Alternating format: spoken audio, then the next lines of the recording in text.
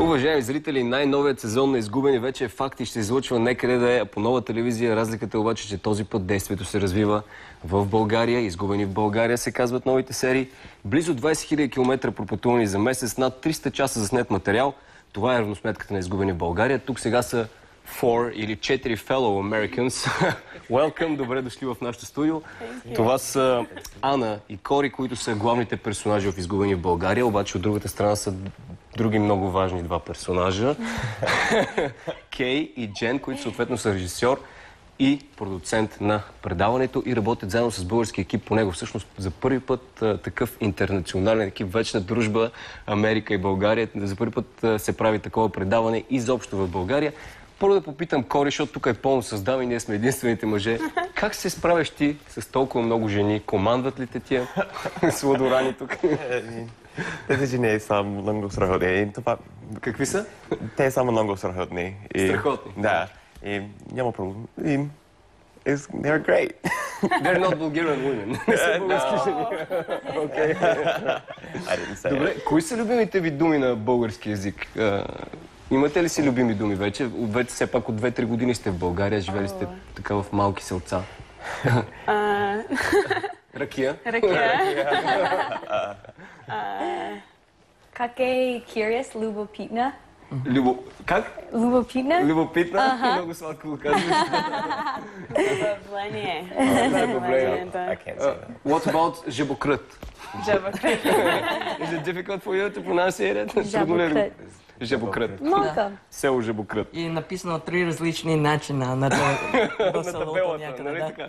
То въобще в България има ли табели? Мен това е много интересно. Как се ориентират тези хора в България? Има табели, обаче не можем да ги следваме винаги. Защото, нали, пресичаме една улица и там пише 5 км. След една улица пак е 5 км. То няма смисъл наистина да ги следват. Трябва GPS специален. Така, във всеки епизод на Изгубени, Кори и Ана посещават красиво кътче от нашата родина.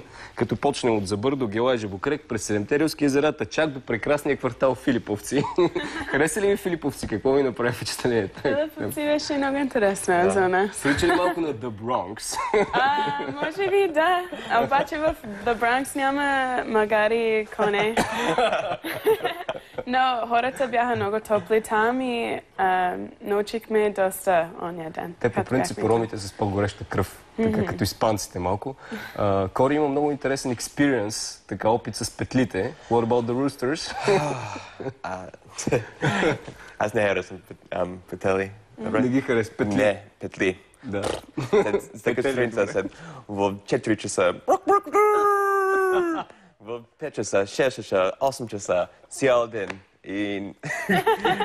Беше ли ти хубаво като скуба? Ти скубал ли си петел? Защото знам, че скубите петли варите лютеница. Хапна ли си после някои от тия петли от мастили? I don't know what I want to say. Do you have your revenge? In my mind. В мисълта си, той казва, че е отмъстил на петлите. Сега нека да видим много интересно посещение. Всъщност това мисля, че е първият епизод на предаването в Забърдо. Специално там един самодеен състав прави песен, посветена на Барак Обама, американския президент. Нека да видим съвместното изпълнение на българо-американското изпълнение на тази песен. Сега. И сега в български народни дрехи аз съм много топло. Но аз съм много готин и много силен. Половин овчар и половин войник. Торнали са, торнали за портовски не певица е.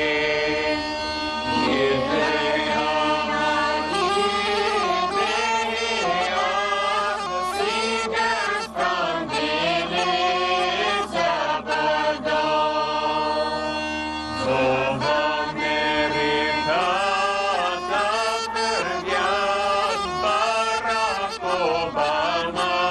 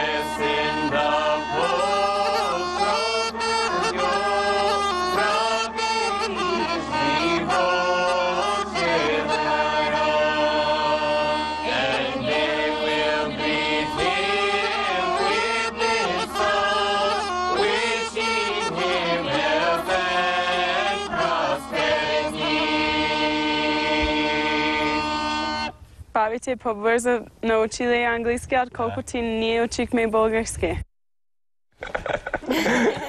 Много добре обаче ви стоят български национални носи. Лична мома и личен момък сте същински. Ти си като хайдутин с пищови препасани. Помните ли сега част от тая песен на български? Може ли един куплет да ни изпеете или два реда? Български ли? Торнали ми са, торнали за бърдовски не певици. Ама страхотно. Между другото, Кори от Далас, Тексас, обаче си има музикално образование. Университет в Мисисипи ли беше? В Луизиана. Луизиана. Да. Луизиана. Бил си, доколкото знам, in charge, нали, бил си завеждащ, то не е завеждащ, музикален директор на църковен хор. Да.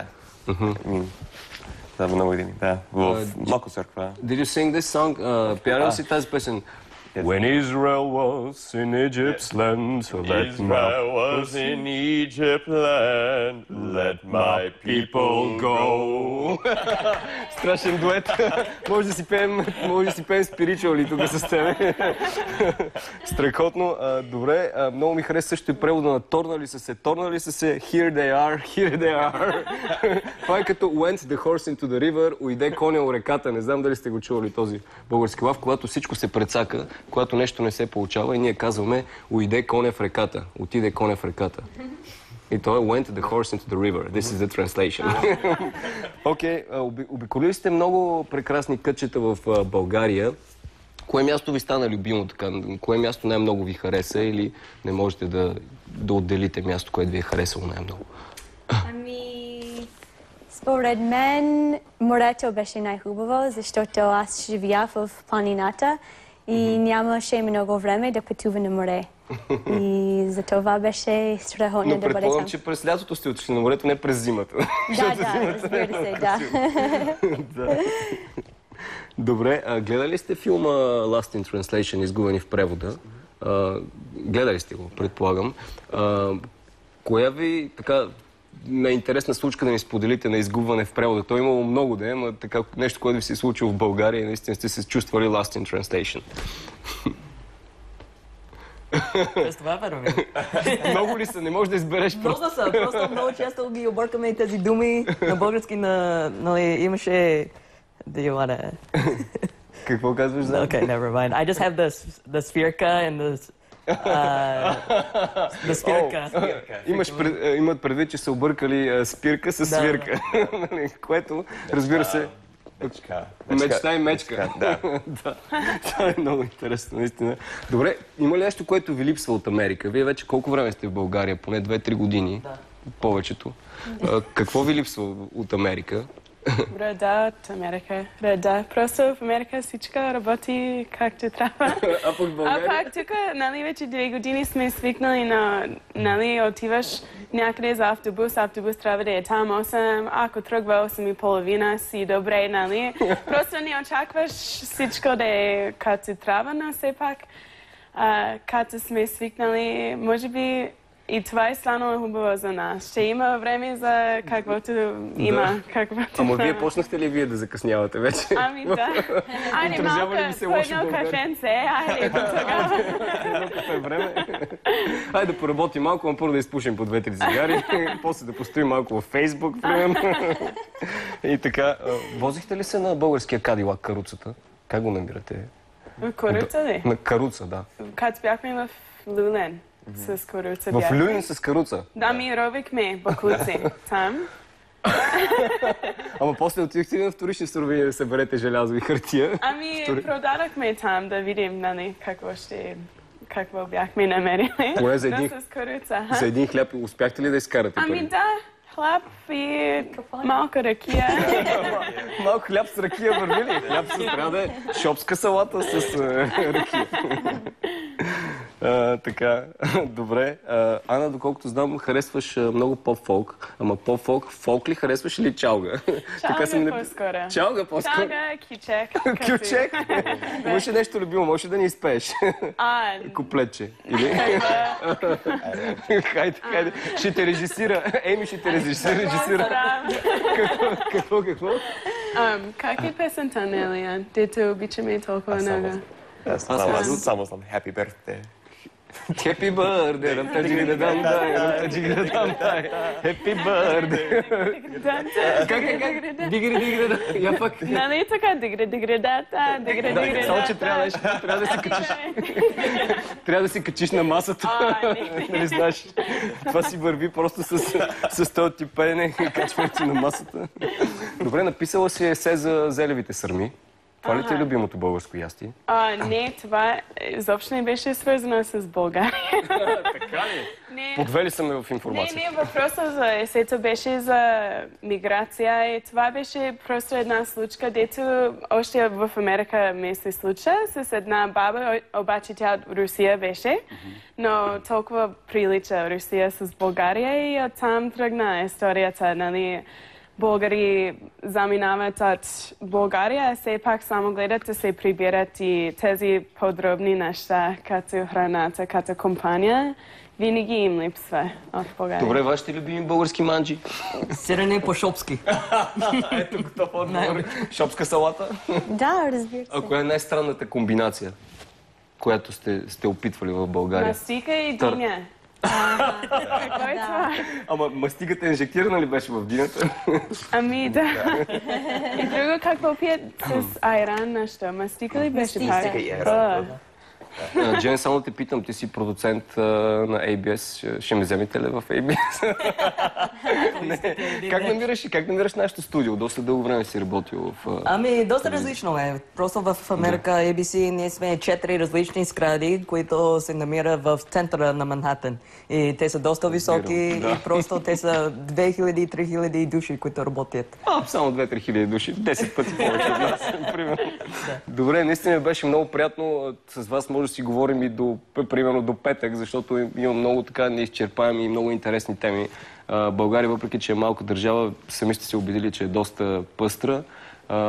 Да гледат зрителите изгубени в България, защото наистина се насладят на много интересни моменти, изгубване в превода на американци. Наистина това е така първото предаване в България, което е реализирано от американски и български екип. Гледайте изгубени в България. Това беше от мен за сега. Приятен ден. Чао!